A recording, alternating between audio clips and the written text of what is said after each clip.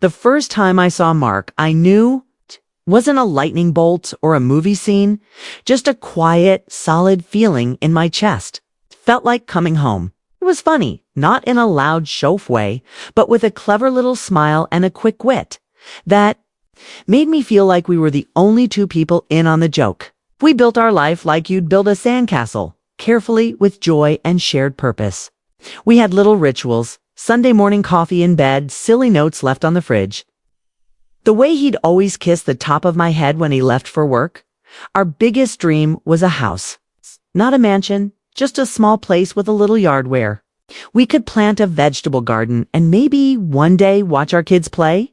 We saved every spare penny. We had a big glass jar on the kitchen counter that we'd fill with our change. And every month we'd count it together, laughing as we added it to our house fund spreadsheet. That spreadsheet was our map to the future when I found out I was pregnant.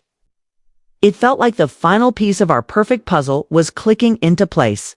Mark was ecstatic, cried genuine, happy tears, and held me so tight I could barely breathe.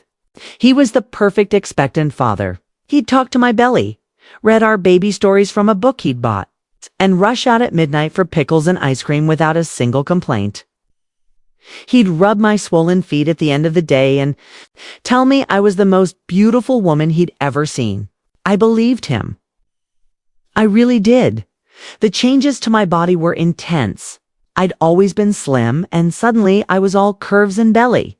I felt clumsy and slow. Sometimes I'd catch my reflection and not even recognize myself.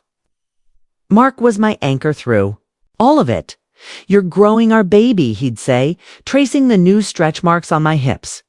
"You're a superhero." His friends were different. They were guys he'd known since college. They were loud, they loved their beer, and their humor was mostly at each other's expense. I never felt completely comfortable around them. When they were all together, a different Mark would sometimes appear. A louder, more boastful version of the man I loved. He was performing for them, trying to maintain his status as the cool, funny guy. I tried to ignore it. I told myself it was just what guys did. The barbecue was supposed to be a celebration. We were 8 months along. The nursery was painted as soft yellow, and we'd just gotten a good report from the doctor. It was a warm Saturday afternoon. Mark's friends, Kevin, Dave, and Paul, were in our small backyard, flipping burgers and drinking beer. I was sitting in a lawn chair, feeling as big as a house, sipping a glass of water. The trouble started subtly. Few little jokes. "Whoa, Sarah, you sure you don't need a wide load sign when you back up?" Kevin joked, and the others chuckled. I forced a smile. "Very funny, Kevin." Mark laughed along. "Little too loudly. Tell me about it."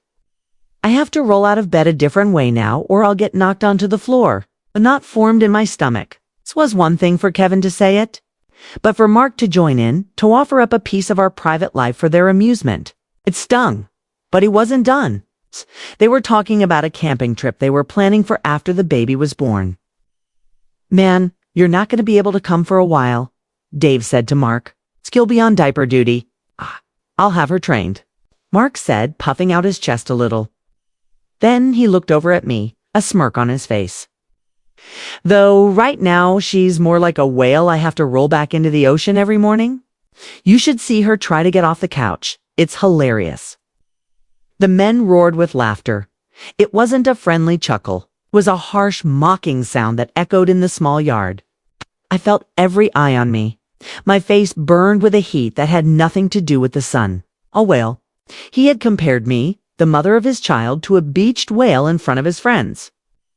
The superhero he'd called me in the quiet of our bedroom was now just a punchline. I tried to keep my composure.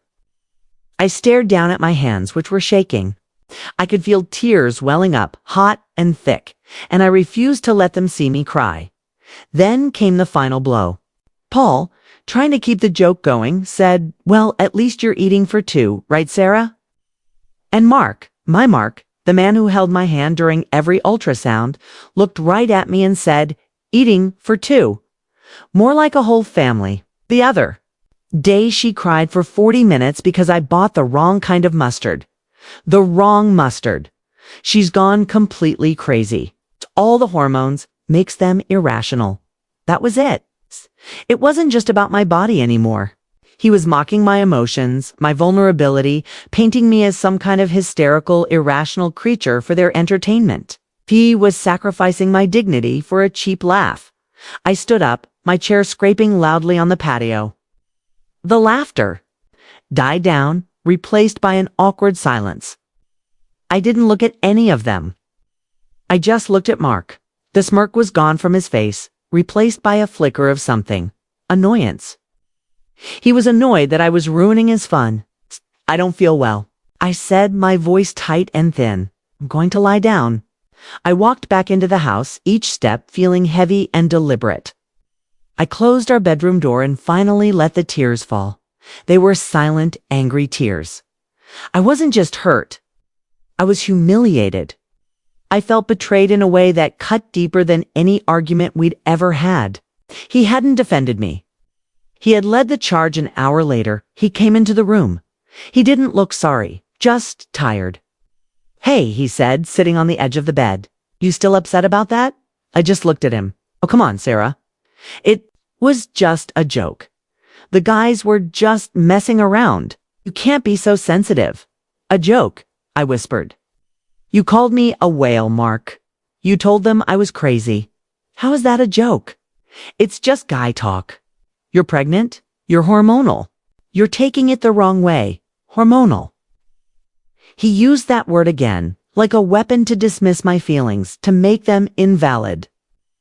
And in that moment, something inside me broke. It wasn't a loud shatter, but a quiet, cold crack. The image I had of him, of us fractured. I saw him clearly for the first time in a long time. He was a man who needed the approval of his friends more than he needed to protect his wife's heart. I didn't argue anymore, just turned my face to the wall. "I'm tired," I said. "I want to sleep." He sighed, frustrated, and left the room. I heard the back door open and the sound of their laughter start up again. He had chosen them over me. I didn't sleep. I lay there all night, one hand on my belly, feeling the gentle kicks of our baby. This little person, this innocent life, deserved better. They deserved a mother who was respected. They deserved a world where they weren't a punchline. The idea of revenge came to me slowly, not as a flash of anger, but as a cold, clear solution. I wasn't going to key his car or throw out his clothes. That was petty. My revenge had to be as deep and structural as the betrayal. It had to hit the foundation of the life he thought he had. Our dream, the house. The house fund spreadsheet that was still open on our laptop. The next Monday, while Mark was at work, I made 2 phone calls. The first was to a lawyer specializing in family law, just for a consultation. I needed to know my rights. The second was to a real estate agent, but not to look at houses. I was looking for a small 2-bedroom apartment to rent for the next 3 weeks. Was a perfect, loving wife on the surface. I made his favorite meals. I asked about his day. Didn't bring up the barbecue again. Mark was relieved. He thought I'd gotten over it, that my hormones had leveled out. He was more affectionate than ever, as if trying to paper over the cracks he had made. He'd talk excitedly about the houses we were looking at online, about where the crib would go, about the color we'd paint the nursery, and I would smile and nod, all while my heart felt like a block of ice. Inside, I was a machine. I opened a new bank account in my name only. I carefully calculated what was mine. Half of our joint savings. It's the money my grandmother had left me that we'd earmarked for the down payment. It was a significant amount. It was our future. Right. It was my future now. I found a clean, safe apartment just a few towns over, close to a good park. I signed the lease, paid the first and last month's rent. And scheduled movers for a Friday. A day I knew Mark had an all-day meeting across town. The week before I left was the hardest. It was so oblivious, so happy. He'd hug me from behind while I was washing dishes and kiss my neck. "Soon we'll be doing this in our own kitchen, in our own house," he'd whisper. Every word was like a knife twisting in my gut. Part of me wanted to scream, to tell him what a coward he was. But I held my tongue. The plan required silence. On that Friday, the movers came. They were quiet and efficient. They took my clothes, the things from the nursery we'd bought together, the rocking chair my mom had given me, and half the kitchen supplies. I wrote him a letter. I didn't yell or accuse. I just stated the facts, Mark. It began. On the day of the barbecue, you showed me who I was to you. I was not your wife or the mother of your child. I was just a tool you used to get a laugh. From your friends, you say I'm hormonal and sensitive. Maybe I am. But I am also strong enough to know that I will not raise our child in a home where their mother is disrespected. I deserve better. Our baby deserves better. And then came the final part. I have taken my half of our savings and the money from my grandmother. This will be the down payment on a safe and happy life for me and the baby. The dream of the house we were going to build together is over, because the us I thought we were doesn't exist anymore. I will be in touch through a lawyer to arrange for you to see your child. Goodbye. I left the letter on his pillow right where he'd lay his head that night. I put my wedding and engagement rings on top of it. Then I took one last look at the apartment that held so many of my hopes. I walked away. I found out later from one of our mutual friends, a woman who was horrified when she heard what had happened, what his reaction was. He came home, saw the empty spaces, the missing furniture. He found the letter. It apparently crumpled to the floor. Called me 100 times, his voicemails getting more and more frantic.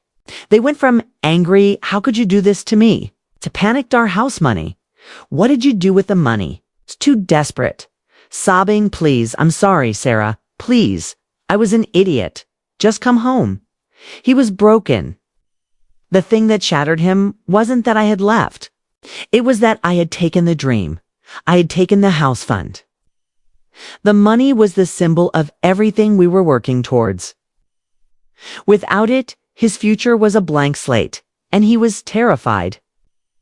He had built his identity around being the successful guy, the one who was about to buy a house, the one who had it all.